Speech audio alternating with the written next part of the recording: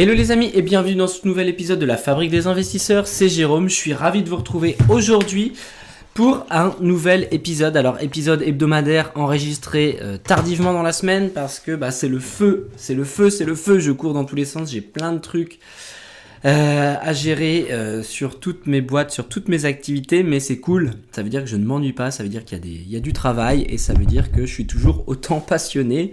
Donc aujourd'hui les amis, on va voir un sujet qui m'a été inspiré de diverses réflexions et conversations récemment. Aujourd'hui, on va parler du plaisir différé versus plaisir instantané. Quel est le vrai secret de la réussite dans l'investissement immobilier ? J'espère que c'est un sujet qui va vous plaire. En tout cas, c'est un sujet, moi, qui me semble important de traiter. Et voilà, j'avais envie de changer un petit peu de format, d'angle sur cet épisode de la semaine. Donc voilà, je vous souhaite déjà une belle écoute. On va se retrouver dans quelques instants pour les actus de GG. Vous allez voir une activité assez dense cette semaine. Je vous raconte tout ça, mais avant tout ça, jingle.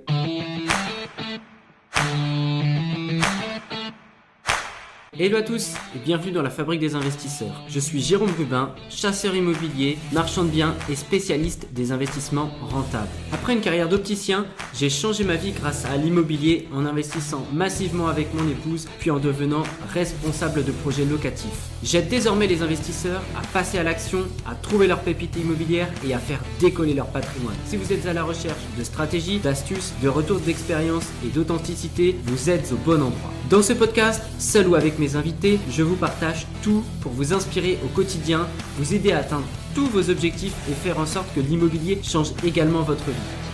Retrouvez-moi également sur ma newsletter hebdomadaire où vous verrez les coulisses de mon activité et recevrez des conseils sur l'investissement immobilier. En bonus, lors de votre inscription, recevez mon e-book Dénicheur de pépites, un véritable guide pour trouver votre bien rentable, même si vous partez de zéro. Allez, c'est parti pour le nouvel épisode du jour. Ok les amis, alors, quelles sont un petit peu les actualités de GG ? Je vous ai dit que j'avais eu une semaine de dingue, c'est pour ça que je n'enregistre ce podcast que ce vendredi 4, podcast qui sera diffusé du coup dans la foulée. Alors cette semaine, j'ai fait pas mal de déplacements finalement, mais je suis notamment allé voir un super bel immeuble, je dirais même incroyable immeuble sur la ville de Dinan, voilà pour ceux qui connaissent, qui est une ville absolument magnifique à 35-40 minutes de Rennes, une ville un petit peu médiévale avec des très très belles rues, un très beau centre historique. Et je suis allé voir un gros projet de division d'immeubles forcément en plusieurs appartes, vous vous en doutez. Donc visite très intéressante, j'attends différents éléments, Il y a un peu plus de 300 mètres carrés au sol sur lesquels on peut créer aux alentours de 8 appartes, on va dire, surtout sur un secteur premium. Donc un très très joli projet qu'il faut que j'approfondisse. Donc ça m'a bouffé un peu de temps et un peu d'énergie pour analyser le projet. C'est vrai que là c'est des projets d'envergure, on parle de projets en prix d'acquisition aux alentours des 600 000 euros, sans compter les travaux à effectuer à l'intérieur pour redispatcher un petit peu les lots. Donc là, on commence à causer sérieux, j'ai envie de dire. Donc voilà, j'analyse tout ça. Il s'agirait sur du marchand de biens de ma plus grosse OP si ça va au bout. Encore une fois, il n'y a absolument rien de fait. Mais dans tous les cas, c'est hyper intéressant d'aller explorer une nouvelle ville. Moi, c'est une ville que je connais forcément en tant que touriste. Mais par contre, c'est une ville qui, comme de nombreuses villes de taille intermédiaire, ont des forts potentiels, une très forte tension locative. Et c'est surtout une ville hyper cotée. Donc voilà, à creuser, mais en tout cas j'ai pris pas mal de plaisir avec mon associé à aller visiter tout ça. En plus il faisait trop beau, c'était une belle journée. Qu'est-ce que j'ai pu faire cette semaine également ? Je me suis rendu sur mon immeuble là pour déposer des petites clés, parce que j'ai un changement de la porte d'entrée de l'immeuble. On a eu un petit vandalisme l'été dernier, et en fait... ouais, je crois que ça date de juillet dernier, c'est pour vous dire à quel point l'assurance avait mis 6 mois à nous répondre. Je crois qu'elles nous ont répondu en décembre dernier. Et le temps d'entamer les procédures, les devis, les machins, les trucs, on arrive en avril et la porte va être changée. Donc je suis allé déposer les clés à l'artisan, mais en fait je me rends compte que c'est quand même dès que tu fais appel aux assurances, c'est quand même des délais, des procédures, des relances. C'est franchement hyper chronophage, hyper fastidieux dès que les assurances s'en mêlent. Donc voilà. Quelles sont les actualités autrement sur la partie locatif? J'ai un appartement là sur Rennes en nu. Voilà, j'ai des locataires en place là, une dame qui est là depuis à peu près un peu plus de 6 mois. Et en fait, on est au dernier étage, 6e étage, c'est une copro des années 70. Et dans une des chambres, j'ai une condensation qui se forme de ouf, avec un peu de moisissure qui apparaît. Enfin, ça fait quelques semaines déjà. Hein.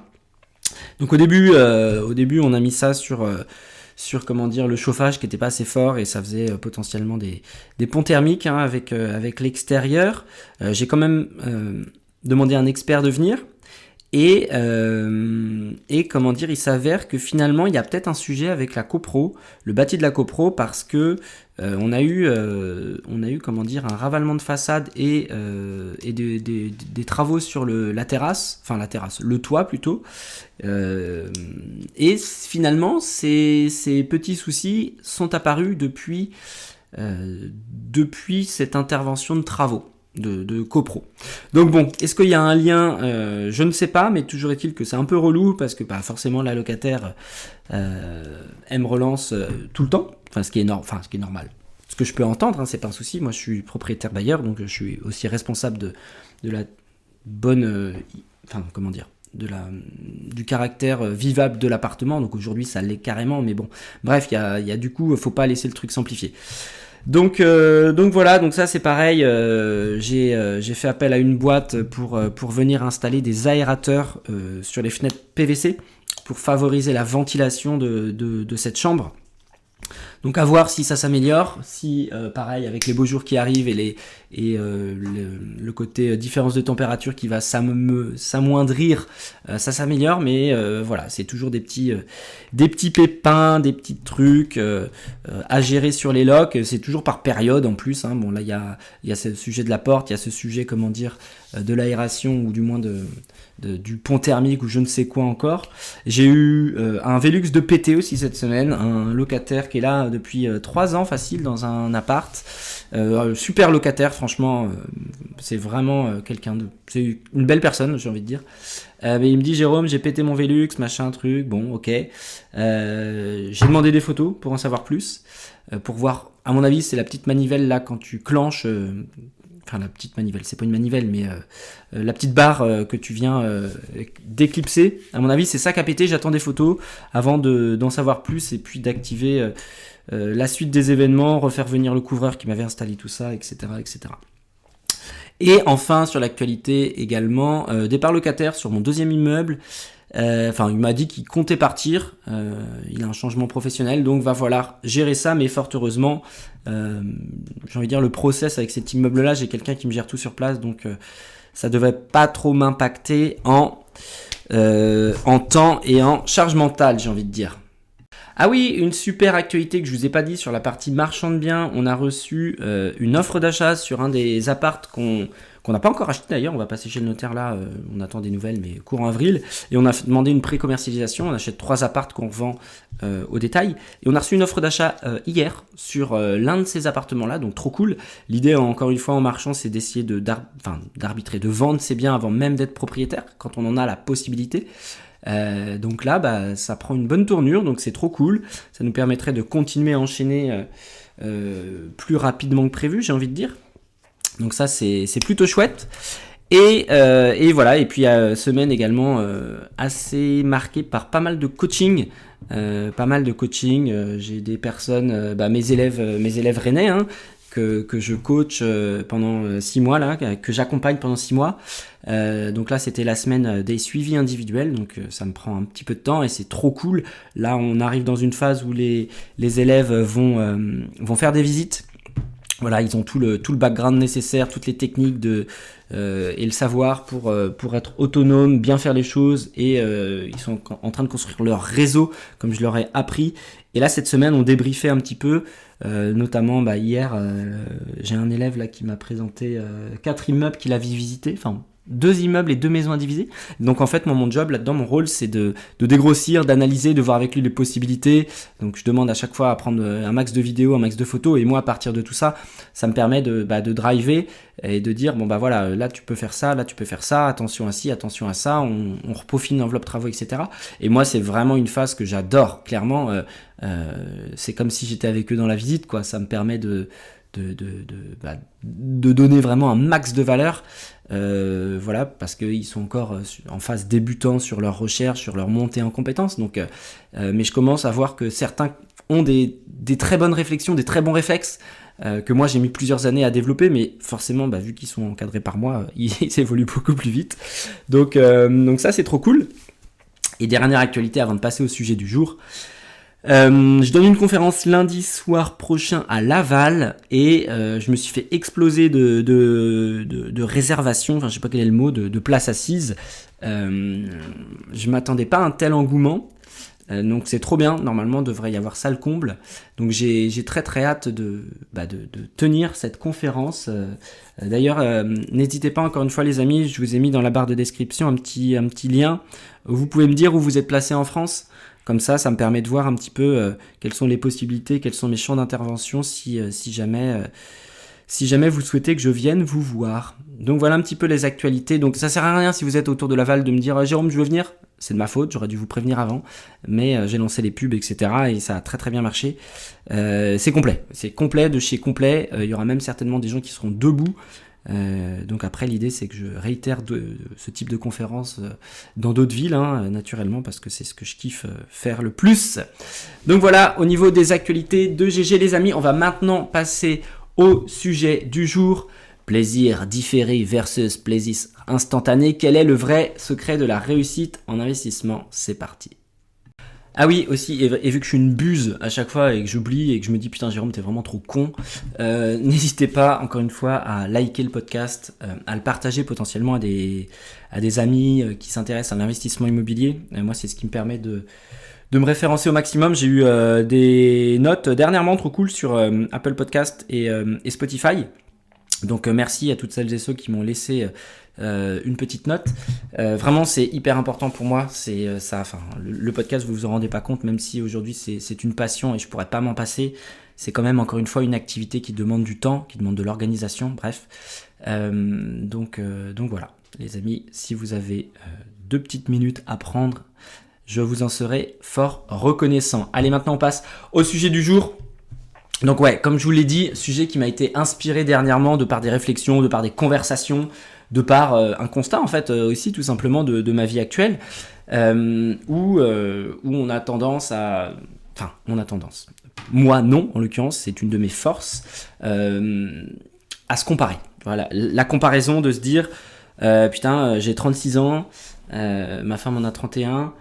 et en fait on se rend compte qu'autour de nous alors nous on vit chichement, c'est pas le mot, on se prive pas, on vit normalement si tu veux, mais on ne fait pas d'excès. Il y a pas d'excès, il y a pas de sortie intempestive. De toute façon avec les enfants aujourd'hui c'est un peu plus compliqué, mais on se dit pas vas-y on va une fois par mois, on met la nounou, on va au resto machin. C'est pas du tout notre façon de voir les choses. Enfin moi ça me donne même pas envie finalement, j'en ressens pas le besoin. Aujourd'hui mes besoins ils sont assez simples, assouvir les besoins essentiels de ma famille.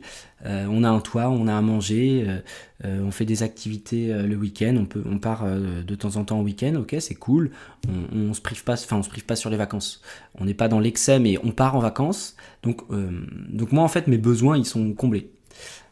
Mais néanmoins, on se rend compte que y a des gens dans notre entourage qui vivent plus aisément, on va dire. Et c'est vrai que ça peut, je dis pas que c'est mon cas, je dis pas que c'est le cas de ma famille, mais d'une manière générale, ça peut impacter à se dire putain, je suis en train de me priver pour investir, pour essayer de monter un patrimoine, pour penser à plus tard, et en fait à l'instant T j'en profite pas quoi. C'est vraiment quelque chose que j'ai ressenti dernièrement dans diverses conversations, et je voulais justement voir un petit peu avec vous ce sujet-là. Je sais pas si vous êtes dans ce cas-là, je sais pas si vous ressentez ça, mais si vous êtes dans ce cas-là, en fait je pense que ce podcast, j'espère en tout cas, c'est tout le but, va vous faire du bien, parce que on est là, nous, en tant qu'investisseurs. Un investisseur, c'est une pensée long terme. C'est une pensée, on parie sur nous, on parie sur l'avenir et on met en place des actions. Et toutes ces actions demandent forcément des efforts, des sacrifices. Et on va voir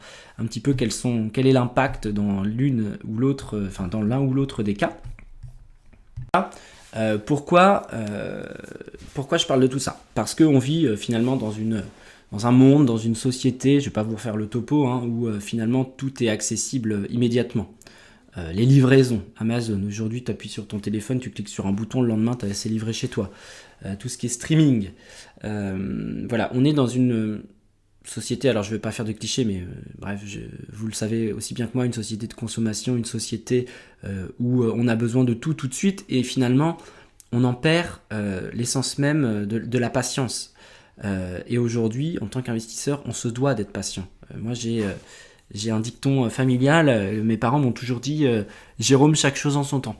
Et c'était quelque chose quand j'étais très jeune que je percutais pas forcément parce qu'en fait on a envie que ça avance, quoi. On a envie d'avoir les choses maintenant, etc. Mais mine de rien, c'est quelque chose qui m'a beaucoup aidé, notamment quand j'ai démarré autour de la trentaine, cette phase d'investissement, où je me suis dit oui, en fait ils ont raison, on ne peut pas tout avoir tout de suite, ce serait même pas drôle en fait. Il y a quand même un challenge de se dire il y a du travail d'effectuer et derrière il y a une récompense, et cette récompense elle est 10 000 fois supérieure à ce que je pouvais même attendre. Donc voilà. Donc le problème un petit peu de cette culture du tout de suite, c'est que ça va du coup à l'encontre, forcément vous l'avez compris, de la réussite en investissement. Et justement dans cet épisode, j'espère vous montrer pourquoi et comment adopter une vision long terme justement pour bâtir un petit peu son patrimoine. Alors, on va démarrer par essayer de comprendre le plaisir instantané et justement ses pièges vis-à-vis de l'investissement. Donc, c'est quoi déjà le plaisir instantané ? C'est l'envie d'obtenir des résultats immédiats sans attendre, ni fournir forcément les efforts nécessaires. Donc, typiquement, ça va pousser à des dépenses inutiles. Dernier modèle de téléphone, des gadgets, dernier modèle de bagnole en leasing, des vacances plus luxueuses qu'on pourrait se permettre. Et en fait, tout ça, vous allez le faire potentiellement au lieu d'investir. Alors encore une fois, l'investissement, ça demande une confiance sur le long terme. C'est vrai que on a ce biais cognitif de voir les choses de manière assez linéaire. Et on ne se rend pas compte un petit peu de la puissance des intérêts composés, de l'effet cumulé. J'ai lu pas mal de bouquins là-dessus. L'effet cumulé, je crois que c'est de Darren. Alors, j'ai pas l'auteur et je vais rechercher en live sur Google. Effet cumulé, livre. C'est pas un Darren quelque chose. Exactement, Darren Hardy. C'est un bouquin, moi, que j'ai lu il y a quelques années de ça maintenant. Et c'est pareil, ça permet de comprendre un petit peu l'importance de petites actions au quotidien qui vont avoir un impact incroyable sur du long terme. Et donc ça, c'est quelque chose qu'il faut vraiment comprendre quand on est investisseur immobilier. Donc les erreurs courantes des investisseurs à cause du plaisir instantané, ça va être chercher un retour rapide et tomber dans des arnaques par exemple. Donc promesse de rendement énorme en peu de temps. Moi je me suis fait clairement baiser par le passé, il y a 2-3 ans maintenant. Alors, je vais vous raconter un petit peu d'ailleurs cette petite anecdote. J'étais parti en vacances, en week-end, on va dire, à Perpignan, voir une copine de ma femme. On avait pris l'avion avec mon petit gars Paul à l'époque, on n'était que 3. Et lors de cette soirée-là, je rencontre un gars, c'était, je sais plus, un ami de la pote chez qui on allait, qui me parle d'un plan, d'un type d'investissement exotique. C'était à base de plantation de cannabis thérapeutique, voilà, destiné à la médecine. Et il me dit, bah ouais, Jérôme, ça fait quelque temps que ça existe, t'as des rendements de dingue, voilà, bon bref, je regarde un peu, je check le site, je check différents éléments. Pour moi, ça me paraît carré, alors même si les rendements, ils étaient annoncés, ils étaient assez incroyables, et me dit, vas-y, pourquoi pas tester. Et j'avais foutu 500 balles à l'époque. Oui, 500 balles. Ça s'appelait Juicy Fields. Je ne sais pas si ça parle à certains d'entre vous. Et clairement, je m'étais dit, bon bah voilà, pourquoi pas, je teste. Mais encore une fois, dans dans cette arnaque, parce qu'il s'avère que c'était un Ponzi, en fait je n'ai perdu que 500 euros parce que dans tout ça j'ai eu la conscience d'esprit de me dire bon vas-y je teste et puis je suis pas à 500 euros près, on va voir ce que ça donne. Donc je me suis fait clairement baiser. Mais encore une fois, parce que ma vision de l'époque c'était bon, un peu de curiosité quand même, je suis quelqu'un d'assez curieux, j'aime bien tester, mais tu vois, j'aurais jamais mis de l'argent que j'étais pas prêt à perdre. Là, j'étais ok, mais il y avait quand même cette idée d'appât du gain assez rapide, ce qui pousse les gens à tomber dans des arnaques du coup. Une autre erreur courante, ça va être de quoi? De pas vouloir patienter. Donc, par exemple, ça fait partie d'une slide de ma conférence, d'ailleurs, je vais pas tout spoiler, mais le fait de vouloir aller trop vite, l'impatience, ça peut engendrer du coup des projets qui sont mal calibrés, des projets sur lesquels l'analyse elle n'est pas assez poussée, et qui peut ou alors des projets qui sont pas bien dimensionnés par rapport à la capacité de la personne, la capacité de compétence, et en fait ça peut pousser à faire des erreurs, et des erreurs qui peuvent coûter très cher malheureusement. Donc ça c'est quelque chose également qu'il faut prendre en compte, hein, de se dire d'être impatient. Voilà, l'impatience c'est le plaisir instantané, encore une fois, et qui peut être parfois dramatique. Voilà un petit peu tout ça. Le plaisir instantané, vous l'avez compris, hein, d'une manière générale c'est quelque chose qui va venir rogner votre capacité d'investissement. Voilà, c'est vraiment ça que j'ai envie de vous faire passer comme message, c'est que aujourd'hui chaque euro, chaque dizaine, centaine d'euros, à mon sens, doit être réfléchi. Après, c'est vraiment ma mentalité, hein. Je suis pas quelqu'un, je dépense très rarement, et quand je dépense, c'est que c'est vraiment réfléchi. Je fais les magasins 2 fois l'année pendant les soldes et je change 2 jeans et 3 t-shirts. Et à côté de ça, en fait, je ressens pas le besoin, après c'est très personnel, mais je ressens pas le besoin d'aller acheter d'autres types de matériel. En vrai, je m'en fous, moi je préfère avoir mon compte bourse, voir mon compte bourse ou crypto grossir, plutôt qu'avoir un nouveau polo, la dernière moto ou je ne sais quoi. D'ailleurs j'ai pas mon permis moto, donc ce serait stupide. Mais faut vraiment adopter cette vision de se dire voilà, l'argent que j'ai, je le gagne, potentiellement durement en fonction des professions. En tous les cas, j'échange mon temps contre de l'argent, et cet argent-là, il doit être mis à profit pour une juste cause. Encore une fois, c'est ma vision. Et cette juste cause, c'est quoi? C'est investir sur soi-même, investir tout simplement sur les marchés financiers, en IMO, etc., pour se constituer des apports, pour avoir son épargne de sécurité, pour assurer le banquier, etc., etc. Donc, ne tombez pas, les amis, dans ce piège du plaisir instantané, parce que clairement, ça va rogner votre capacité à investir, et en fait, vous allez céder à des sirènes instantanées qui, malheureusement, sur du long terme, vont faire vraiment, même si à l'instant T, en fait, on s'en rend pas compte, on se dit, vas-y, les couilles, je m'achète ce truc à 300 balles. Mais en fait, on se rend compte d'ailleurs que cet effet de nouveauté, il dure 48 heures, et qu'après, ça devient un énième objet banal de plus. Donc voilà, en tout cas, ça me semble important d'en parler. Et à côté de ça, on va avoir le plaisir différé, qui est vraiment la vraie clé du succès de l'investisseur, notamment en immobilier.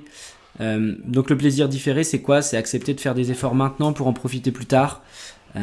Comprendre que l'immobilier, c'est un marathon et c'est pas un sprint également. C'est vraiment important d'adopter cette vision long terme. Moi, c'est vrai que quand j'accompagne des gens, le premier gros travail va être justement d'affiner sa vision, d'établir son plan d'action, et non pas de raisonner même sur le premier projet, mais c'est d'essayer de raisonner à 5 ans. Même si la vie peut changer, etc., c'est essayer au moins d'avoir une vision d'ensemble. Ce qui va permettre en fait de structurer un petit peu les choses et de comprendre pourquoi on fait les choses. Si demain tu as un objectif de vivre de tes rentes à travers l'immobilier et que tu as besoin de 2000 euros, comment on va chercher ces 2000 euros? Qu'est-ce qu'on va mettre en place? Quelles actions? Quel type de biens? Quelle stratégie? Etc. etc. Et donc en fait tout ça, une fois qu'on a cette vision, on va la décomposer donc en sous-objectifs, etc. Et à partir de là, les efforts que l'on va fournir vont nous sembler ok. parce qu'on sait pourquoi on fait les choses. Donc c'est important pour moi sur l'aspect plaisir différé également de savoir où on va, parce que sinon en fait ça n'a pas de sens. On se dit bah à quoi ça sert tout ça? Je vous prends un exemple très concret. Moi l'appartement de Rennes là dont je vous parlais en début de podcast, où j'ai les soucis là sur l'aération, pont thermique ou moisissure, quel est le mot, peu importe. Je me suis toujours promis, cet appartement-là me financera le tour du monde que je vais faire en famille. Voilà, ça fait partie de mes objectifs de vie, c'est mon rêve ultime, pouvoir prendre 6 mois, 1 an, et de voyager avec ma femme, mes enfants, partout, où on peut en tout cas. Et en fait, je me suis toujours dit, cet appartement-là, il me servira à ça, que le jour où je l'arbitrerai. Et donc, j'ai été OK, en fait, j'ai été OK déjà à faire les travaux, une grosse partie par moi-même. Là, j'ai eu un switch locataire il y a 6 mois de ça. J'ai refait un grand nombre des peintures, etc. Sur le coup, forcément, ça me fait chier. J'ai pas que ça à foutre, passer mon samedi entier avec l'aide de mes parents à repeindre l'appart parce que les précédents l'ont dégueulassé. Ça me fait pas plaisir. Clairement, j'ai autre chose à faire. Je préfère passer du temps chez moi ou en famille. Mais en fait, quand je me suis décalé un petit peu de cette réalité de l'instant T qui était pas cool, je me suis dit, ok Jérôme, souviens-toi pourquoi tu as acheté cet appart. Souviens-toi que cet appartement-là, dans 5 ans, dans 6 ans, tu pourras en dégager facilement 50 000 euros et que ça va te permettre de faire ce voyage. Et en fait, à partir du moment où vous adoptez justement cette vision long terme, les efforts, vous allez davantage les supporter. Et c'est hyper important de savoir où on va pour pouvoir faire les efforts à l'instant T. Et je vais maintenant vous faire un petit parallèle avec la bourse. Alors aujourd'hui, moi ça fait mon PEA, j'ai fêté les 5 ans de mon PEA d'ailleurs il y a à peu près 1 mois de ça, donc c'est cool, hein. 5 ans ça passe très vite. Quand je vois la plus-value latente de mon portefeuille, je me dis que j'ai bien fait de démarrer à cette période-là. Et je vais vous faire un petit parallèle avec la bourse, parce que j'investis en bourse, donc vous l'avez compris depuis un peu plus de 5 ans. Et en fait, la bourse c'est un peu pareil, c'est-à-dire que ça met beaucoup de temps à décoller. Comme l'IMO, hein, en fait, il y a une période qui est très plate, qui est flat, en fait. On mouline beaucoup dans la semoule, hein, notamment. Alors, je retourne sur la partie immobilière. On mouline beaucoup dans la semoule au début. Là, j'ai plusieurs élèves là qui me disent putain, Jérôme, je trouve pas. Je dis mais t'inquiète, là aujourd'hui, tu es en train de poser tes bases, tu es en train de faire ton réseau, tu es en train de te montrer, tu es en train c'est ok, c'est normal de passer peut-être 1 mois, 2 mois, 3 mois parfois sans avoir la pépite qui va tomber. Mais je dis t'inquiète pas, aie confiance au processus, c'est quelque chose qui va payer. Et en fait, ce travail en amont qui est fastidieux, qui peut l'être, et qui peut parfois ne pas l'être, on peut tomber au bon endroit au bon moment, mais faut être ok avec le fait de se dire il y a des efforts, il y a des visites, il y a du temps qui est consacré, etc. Et ça paye pas, et on a l'impression que ça n'avance pas. Et un jour, comme par magie, tu vois, c'est vraiment toujours pareil, c'est comme par magie, mais sauf qu'il n'y a pas de magie en réalité. Il y a le téléphone qui sonne, et puis Monsieur Rubin, j'ai le projet que vous recherchez depuis longtemps. Boum, et là c'est parti. Et là on commence à entamer la partie exponentielle. Et en fait, je retourne sur la partie bourse. On s'en rend pas compte, mais du pouvoir justement des intérêts composés, si je reprends cet effet cumulé, là je vous ai sorti comment dire des petits chiffres qui me semblaient intéressants sur la partie bourse. Alors donc je suis parti sur un horizon de placement à 30 ans. Donc aujourd'hui, je ne sais pas quel âge vous avez, mais la majorité de mes auditeurs, c'est entre 25 et 40, on va dire. Donc horizon 30 ans, ça va, ça me paraît réglo. J'ai mis 3 000 euros en capital initial investi sur une épargne mensuelle à 300 euros, qui correspond finalement 300 euros d'épargne mensuelle, c'est le chiffre moyen des Français. Voilà, un Français en moyenne met 300 balles de côté par mois. Sur un intérêt à 8%. Et donc en fait, on se rend compte que au bout de 30 ans, on a versé 111 000 euros, et par contre on a eu 327 000 euros d'intérêt. Voilà, à 8%. Donc bien sûr, la bourse, c'est pas linéaire, hein. Il y aura des moments où ça va prendre peut-être 15% dans l'année et des moments où ça en prendra 2%. Voilà, mais d'une manière générale, moi je suis hyper confiant sur la bourse. Et donc, tout ça pour dire que cette vision long terme, en fait, 300 balles, on peut facilement les cramer par mois. on peut facilement se dire, vas-y, on va au resto, on fait ça, on fait ci. Alors l'idée, c'est pas non plus de se priver à 100%, c'est de trouver le juste milieu. Mais je pense que mettre 300 € de côté quand on a un salaire aux alentours des 2000 €, c'est largement à la portée de n'importe qui.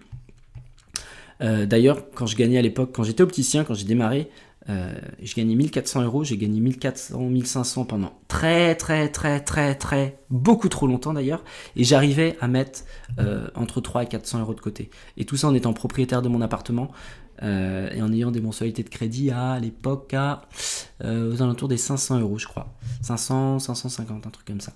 Donc en fait j'y arrivais. Donc je sais, même qu'avec un petit salaire, alors aujourd'hui peut-être que les choses coûtent un peu plus cher, mais les salaires ont aussi un peu augmenté. Donc l'un dans l'autre, je me dis que ça se compense. Donc voilà, mais adopter vraiment cette vision long terme. Et en fait, quelqu'un dans ce postulat de mettre 3000 balles et de mettre à l'instant T et de mettre 300 €, en fait, en 30 ans, on s'enrichit de 327 000 € sans avoir rien fait. Donc c'est quand même assez exceptionnel aussi de prendre ce point de vue-là. Donc voilà, cet intérêt de la vision vraiment long terme. Quel est maintenant l'impact du plaisir différé sur la liberté financière ? Tous les grands investisseurs ont forcément une vision long terme. Donc il y a Warren Buffett qui disait « Le temps est l'allié des investisseurs patients ». Et pour en revenir à mes actualités récentes, vous le savez forcément, je suis parti en séminaire MMA là, il y a 3 semaines de ça avec les Gentlemen Investisseurs. Je vous en ai déjà parlé sur les ondes, mais c'était une semaine absolument géniale. Vraiment, c'était trop bien. Et en fait, moi, c'est vrai que comme modèle, Tony et Yann m'inspirent énormément. C'est vraiment pour moi une source d'inspiration, j'ai envie de dire, quotidienne. Et de les avoir côtoyés pendant une semaine, ça m'a encore renforcé le fait de me dire je suis sur la bonne route. Pour moi, ce sont des exemples dans leur domaine. Et en fait, converser avec eux, voir un petit peu approfondir encore, parce que certes, ils partagent beaucoup à travers les réseaux, à travers les podcasts, que ce soit Tony tout seul sur Une vie de liberté ou bien les deux sur les Gentlemen Investisseurs. Et en fait, les avoir côtoyés pendant une semaine avec des conversations, des conversations de comptoir, je me suis dit, putain Jérôme, t'es sur la bonne voie. T'es vraiment sur la bonne voie.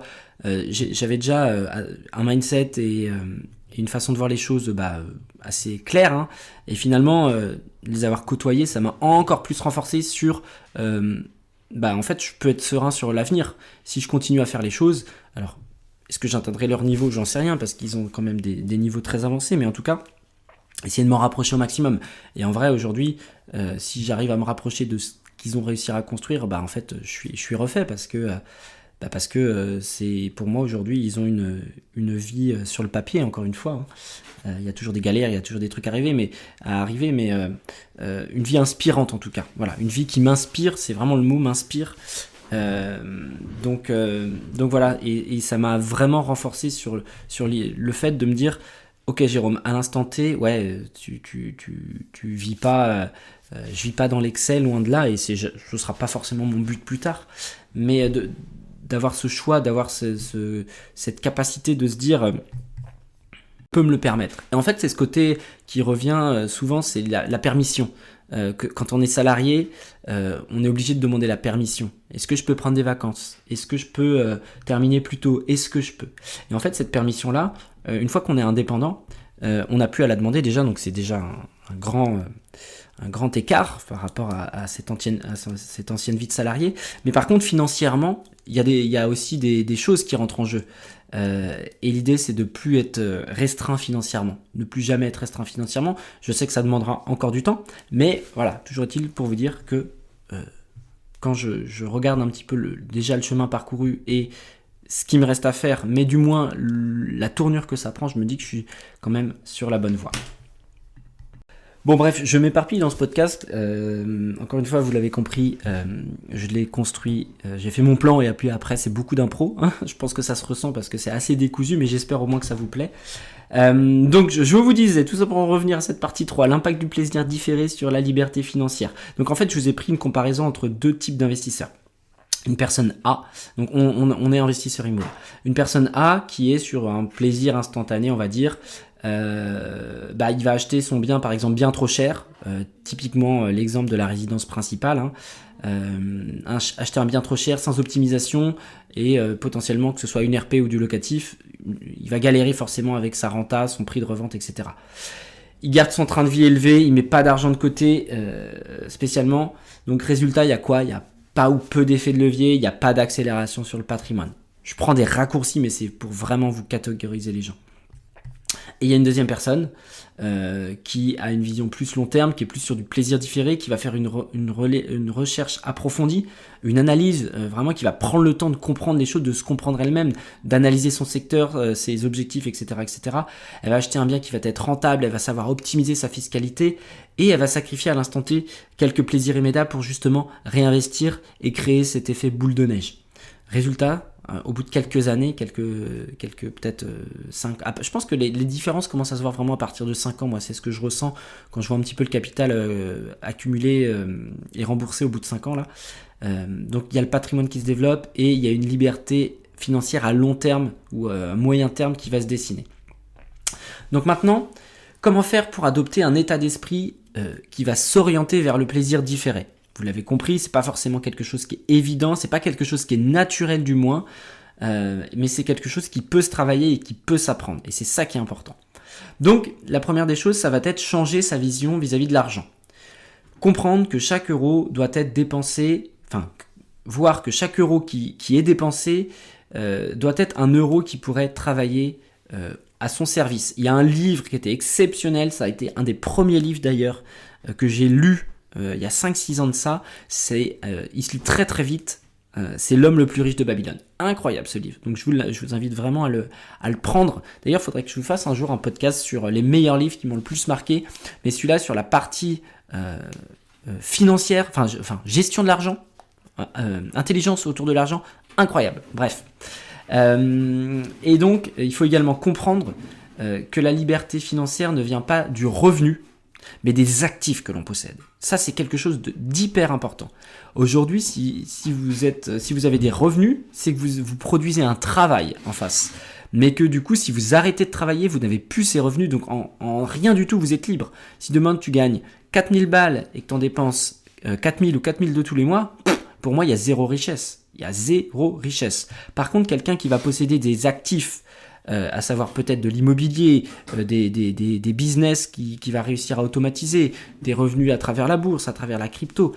Là, ce sont des actifs qui rapportent de l'argent sans qu'il y ait avec un effort moindre, j'ai envie de dire. Donc comment on fait maintenant pour faire ça ? Comment on fait pour développer des actifs ? Eh bien, il faut faire preuve d'une patience, il faut faire preuve de stratégie. Il faut se fixer des objectifs à 5, 10, 15 ans sans forcément rechercher la rentabilité immédiate. Ça me fait penser, je suis vraiment bavard aujourd'hui, hier je déjeunais avec une personne de ma ville qui m'a invité au restaurant d'ailleurs, qui cherche à investir dans l'immobilier. Et on a pas mal causé, et aujourd'hui il a entre 45 et 50 ans. Et il me dit, Jérôme, nous on a notre RP, mais par contre on n'a pas d'immobilier à côté, mais j'ai peur de si, un profil assez frileux, assez, moi ce que j'appelle un profil défensif, qui va pas prendre de risques, mais il a envie, mais il a peur, et puis machin. Bon bref, il a besoin de mon aide, donc c'est très cool qu'il me fasse confiance. Et moi en fait, la vision que j'essayais de lui apporter, c'était de se dire, ok, à l'instant T, toi, l'idée c'est que ce soit flat, c'est que ton crédit, tes loyers couvrent ton crédit, il n'a pas un objectif de cash flow, machin truc, il n'a pas envie de s'emmerder. Je dis, mais par contre, aujourd'hui, tu investis, si dans 5 ans, dans 10 ans, dans 15 ans, et je lui faisais les calculs en face de lui, ton bien, tu l'arbitres, voilà combien tu vas toucher, voilà combien tu vas avoir capitalisé. Et en fait, il me dit, ah ouais, putain, mais c'est absolument ouf, je me rendais pas compte de tout ça. Et en fait, c'est vraiment ça, de se dire que certains sacrifices et efforts vont être temporaires, mais qui vont à terme mener à une vie plus libre. Moi, je l'ai vécu, encore une fois, quand j'ai acheté mon premier appart à 21 ou 22 ans, et que je l'ai arbitré, donc je l'ai acheté en 2010, je l'ai arbitré en 2021, quand sur mes comptes, j'ai pris une somme à plus de 6 chiffres, je peux vous dire que ça m'a fait très bizarre. Ça m'a fait hyper bizarre, je gagnais 1400 € à l'époque, 1500. Et en fait, j'étais peut-être passé à 1007, quoique à l'époque. Wow, grosse augmentation. Et en fait, Et c'est là où j'ai réalisé toute la puissance vraiment de l'immobilier. Mon acte d'acheter cet appartement à 22 ans, j'avais cette vision ou cette envie de devenir rapidement propriétaire, de capitaliser. Mais en aucun cas, je me rendais compte à l'époque que ça gonflerait tant que ça en l'espace de 10 ans. Donc ça c'est vraiment important. Et cet appartement-là, j'en ai passé du temps à faire des travaux dedans. Donc voilà, certains sacrifices temporaires mènent à une vie plus libre par la suite. Et enfin, entourez-vous de personnes avec la même vision. Hyper important de comprendre, d'être en fait de se construire un cercle en fait. C'est toujours important l'entourage. On a le fameux proverbe qui nous dit on est la moyenne des 5 personnes qui nous entourent. Et ben mine de rien, c'est vrai. Entourez-vous de personnes qui pensent comme vous, ou du moins essayez de les côtoyer, d'être en contact avec eux. Construisez-vous ce cercle. C'est un bouquin pareil de Napoleon Hill que j'avais lu à l'époque, qui parle justement de cet entourage virtuel. Et en fait c'est vrai, en fait quand on est entouré de personnes qui pensent comme nous, qui ont la même vision, c'est beaucoup plus simple. Si à côté de ça vos amis ne pensent qu'à, on va dire, flamber, cramer leur oseille, ben en fait grand bien leur face. Mais si vous c'est pas votre cas, c'est pas votre vision, ben mine de rien vous allez déjà peut-être être en conflit de conversation, en conflit, et puis ça va vous attirer peut-être de la frustration, et c'est surtout qu'ils vont peut-être vous faire basculer du côté obscur de la force. Donc voilà, entourez-vous de personnes, trouvez un réseau d'investisseurs sérieux qui comprend l'importance et cette vision, l'importance de l'investissement et cette vision long terme. Donc bref, en conclusion, parce que je me rends compte que là, ça fait déjà près de 40 minutes que je blablate et que j'ai encore plein d'autres choses à faire. Pourquoi le plaisir différé est ton meilleur allié ? Donc investir, il faut comprendre que c'est préparer son futur. Chaque action posée aujourd'hui aura un impact dans 10 ans. C'est vraiment... et vraiment, moi, le Jérôme de 30 ans ou 31 ans, quand j'ai arbitré mon appart, il a vraiment... 32, 33, je sais plus. Il a vraiment remercié le Jérôme de 21 ou 22 ans qui a investi. Vraiment, on s'en rend pas compte parce que 10 ans ça paraît loin, mais 10 ans ça passe très très vite. Et croyez-moi, cet impact-là, voilà, moi je sais très bien que tous les efforts que j'ai fait ces dernières années en IMO, ou à travers l'entrepreneuriat, ce podcast, la chaîne YouTube, Instagram, enfin bref, tous les efforts que je fais à l'instant T, c'est une action de poser pour plus tard. Alors bien sûr, l'idée c'est d'apprécier le parcours, c'est d'apprécier le processus. Sinon c'est trop dur et ça vaut même pas la peine à la limite. Mais je pense qu'en adoptant cette posture et cette vision vraiment long terme, on peut prendre du plaisir en ça. Si en plus c'est couplé avec un domaine qui vous attire, bah là c'est jackpot quoi. Ne succombez pas aux illusions du court terme. La richesse ne se construit pas en un jour, ça c'est également très important. Ne succombez pas au syndrome de l'objet brillant, voilà. Ça c'est quelque chose que je développe également pas mal en conférence.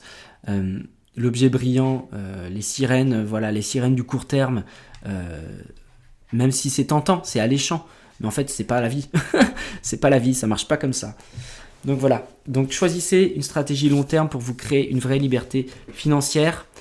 Et moi j'ai une dernière question pour vous avant de vous laisser. Êtes-vous prêt à retarder certains plaisirs pour construire votre liberté financière ? Je vous laisse méditer là-dessus les amis. J'ai été très bavard, ce podcast a été entièrement décousu, entremêlé d'anecdotes personnelles, mais voilà, j'espère que ça vous a plu au moins. En tout cas moi c'est toujours un plaisir de brancher le micro.